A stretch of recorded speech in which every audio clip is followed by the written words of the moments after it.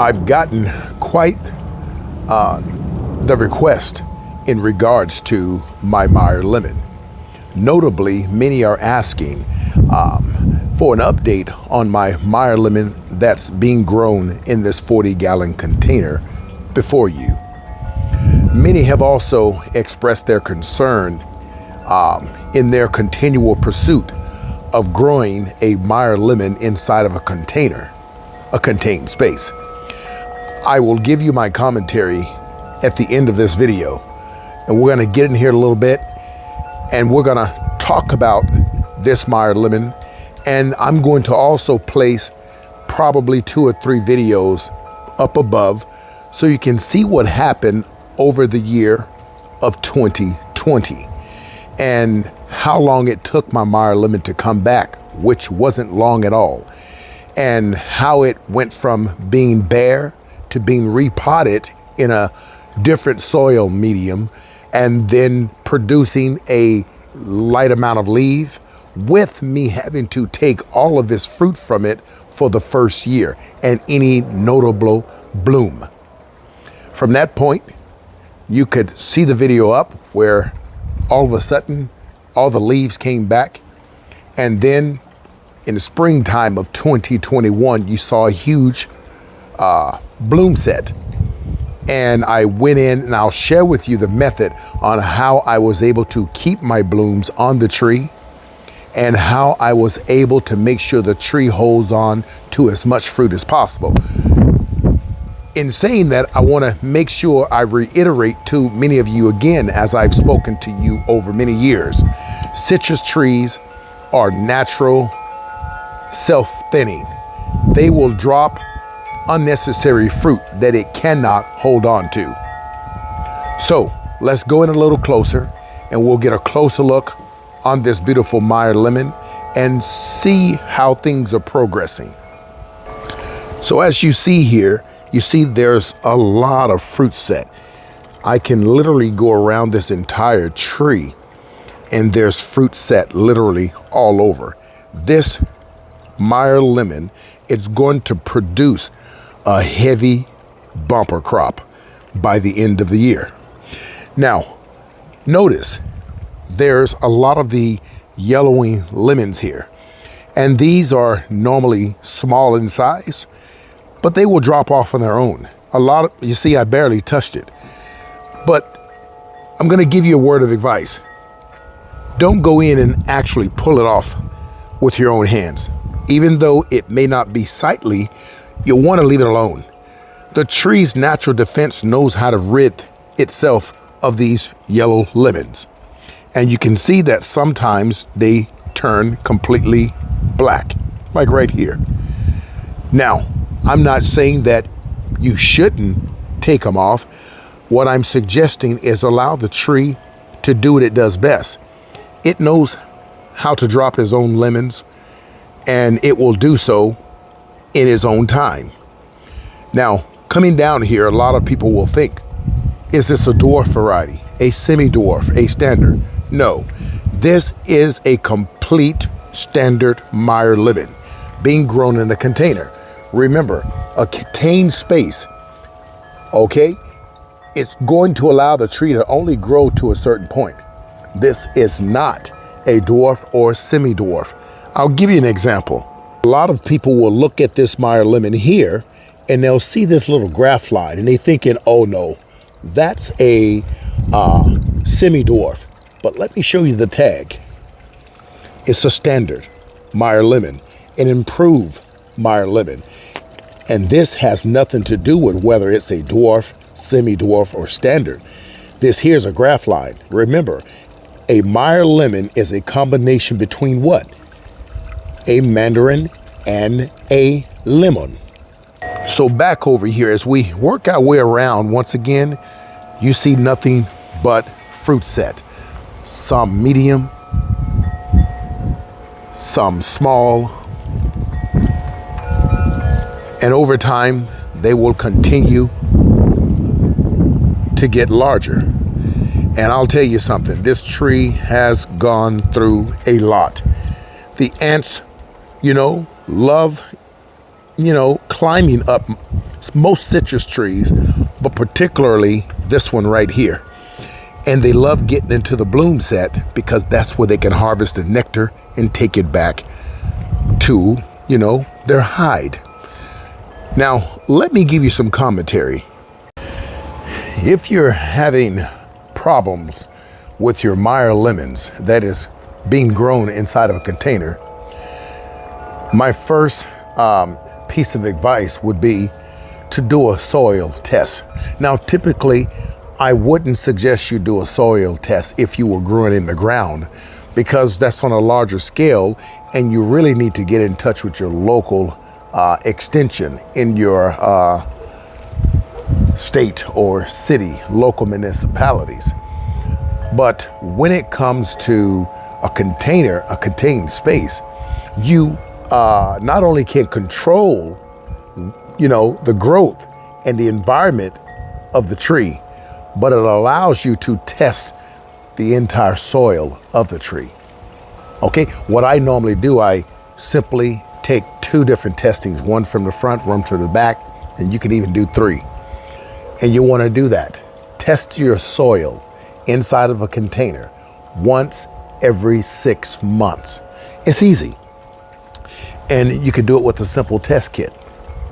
The reason why you want to test your soil, because when you're growing inside of a container, the nutritional ratio could change immediately, along with the pH. I've had many individuals that have contacted me, and they've stated they've tested their soil in their containers. Kudos to you. I'm glad you've done that. However, they say I'm at a 7.8. Some of them were at an 8. And then I had a few people who were down to a 2.5 and a 3. And I said, woo. So listen, your Meyer lemons want to be between 5.5 to 6. Now you can go as low as 4.5 to about 6.5. But again, you want to keep it somewhat stable. It's very important. They are slightly acidic.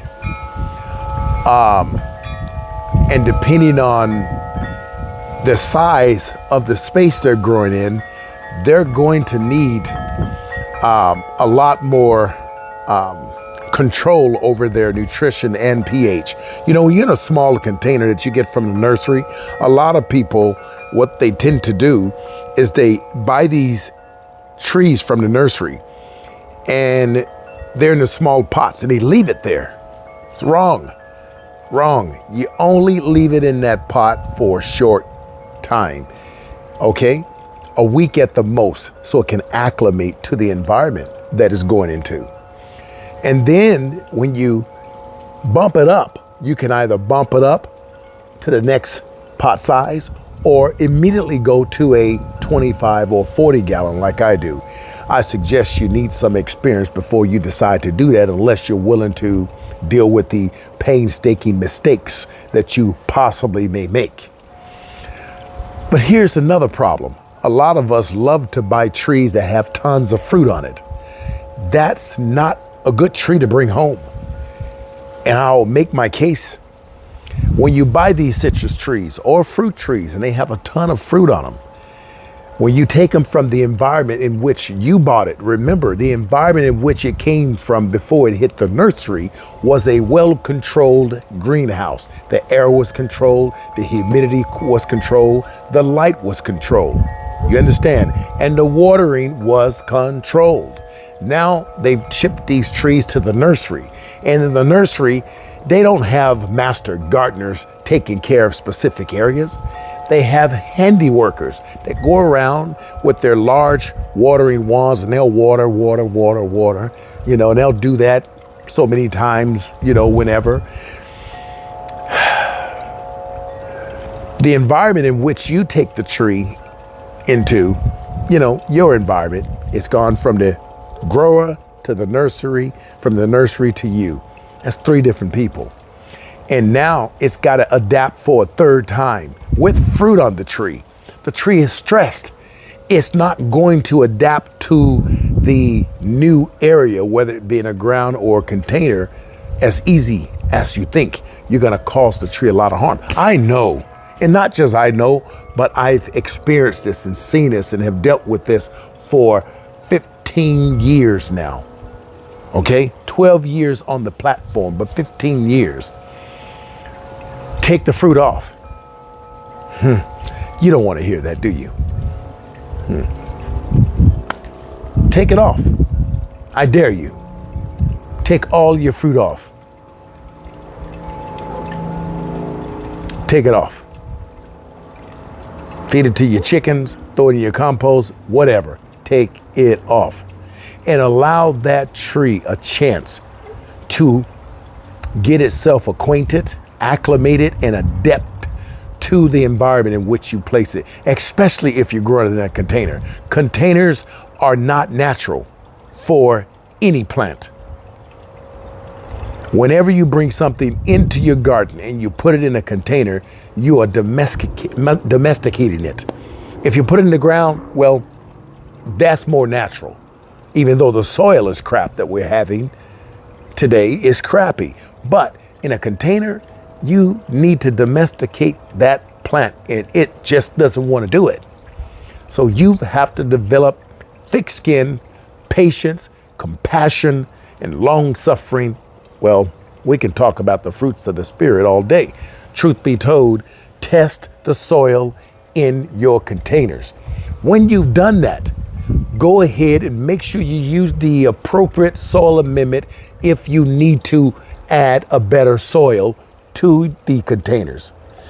Don't be so quick to be hard-headed and go out there and say, well, so-and-so does it this way, so-and-so does it this way, and so-and-so does it this way, but I'm going to do it this way. That may sound dandy, but you're probably going to fail. I've seen some of the worst things that people do, from plants to berries to fruit and citrus trees. I understand that we all can't get the same brand name product, but we can get the same product. You see, you folks have fooled yourself. Just because I use green all or EB Stone and you use something all and Rocky Stone doesn't mean that you can't get the same stuff. As long as it's made for azaleas, rhododendrons, and you want a soil that's made for acid-loving plants, you'll be good. You understand? Forget about the brand name. We're not talking about brand name. We're talking about just making sure that you get the right soil amendment so that the plant can thrive in its new environment. So that's very important. To keep your blooms, I've showed you this, this product a dozen times on my channel, and other people have requested it, and I've sent them right over to my Amazon store to purchase the product. Ultra Bloom. Ultra Bloom will allow your product, I'll put it right here in the screen. See that? Go to my Amazon store and purchase it. Ultra Bloom will take a tree that's having a tough time blooming and make it bloom. And if you already have blooms on it, well, you want to give it a little Ultra Bloom anyways. I'll tell you why. Because when a tree starts to bloom, what it's saying to you is, I'm pushing out growth. I'm pushing out growth because this is my way of how I survive. Some people think that, oh no, that's the season for the tree, is pushing out growth because that's the process. No. Some of these trees will bloom several to 10 times a year, and I've seen it. And they're telling you, I'm pushing this growth out because this is how I survive. A tree, all it knows how to do is to produce, especially an evergreen tree, which is citrus. It's just saying, I got to push this fruit out because this is how I survive. I am going to produce a fruit set. But that doesn't mean it's going to hold on to it. It will drop it also. You see, depending on the nutrition you're giving it, the environment in which is in, if you give it too much nitrogen, too much phosphorus, too much potassium, you could do either harm or you can be just perfect with your tree. There is a balance. You understand? There's a balance. So that Ultra Bloom, what it does is comes in there, it allows that tree to not only hold on to those blooms, but when you give your tree a fertilizer, that's going to help it produce blooms. You got to follow it up with additional water. In other words, your watering schedule has to come up now. Normally with the citrus tree, you're going to water anywhere from 1 time a week to 2 times a week. And if you're growing them in container, that can easily go up to 3 to 4 times a week because they dry out so fast. You understand? But when you give that ultra bloom, you got to up that water. You're going to up that water because first of all, you got to break that fertilizer down so it can be available to the tree's roots. Second of all, you need to make sure that when you water that tree, you water it thoroughly so that the water runs out of the lower draining holes. That's called, not necessarily soil drenching, but that's exactly what you're doing. You're releasing these salts that have built up inside the container. Salts are very harmful to your tree's roots. Very harmful. You got to flush them out once a month. Every 30 days, flush the water, do a soil drench every 30 days. Okay? And in a container, just simply, if you're in a colder climate, all you need to do is water that tree once a week. If it's in the summertime and you're in a cold climate and you have it outside and your temperatures are above 90, water it twice a week. If you're in a mild climate like me, 9B, Sacramento, California, the capital of California, then all you have to do is make sure you're on a watering schedule. Here's what I do. I'm going to get a little closer and I'm going to show you exactly what I do. I simply go in here and I go down. Let's go over this side where it's a little more space. I go here and I pull all of this back. Now you can see here, you can see all this, lots of worm castings too. Look at that. Now let's get a little closer and we're going to dig in here. You see that? Look at that. But what do you see? You see how that soil is not wet, but if I squeeze it here, it holds its form. That's some good stuff right there. Yeah, that's some good stuff. But this still has moisture. It's dark and you can tell. Now, you can take your finger and go straight down. If you come out and you don't have stuff sticking to your hand like this, it's dry. You need to water it. If it's sticking to your hand, you can wait a few more days and everything will be good. You see, I have this on a drip line. But once a month I come out here and I take my watering wand. This watering wand right here.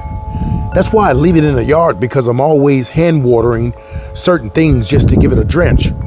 Or because, well, I like that connection to my plants. Don't get it twisted. Everything in my garden has a drip line. If you don't believe me, in other words, I have 6 zones. 6. If you have any questions, look at the link below this video and go ahead and follow me on Instagram at organics_best_suburban_gardener. Not gardener, but gardener. Gardner. You could ask me any questions pertaining to, well, the things you grow. You could take photos, you could send me videos, and if you want, we can have a virtual conversation and you can show me your garden in real time. And I can simply show you how to use some of the tools you have, like your pH testing. Okay? In most of those kits, you also have a test that's going to test the nitrogen, phosphorus, and potassium as well, not just the pH. Consultations, I only charge when I go outside of the city limits, driving. Over the phone, the internet, you got the best of both worlds. It's free for you, and it allows me to continue to create more synapses, connections, keep this going. Don't be afraid. After all, It's your lemon tree that's in trouble, not mine. Take care of yourselves and reach out to me. Until then, farewell. There's 2 lines from here. There's 2 lines here. And there's 2 lines there.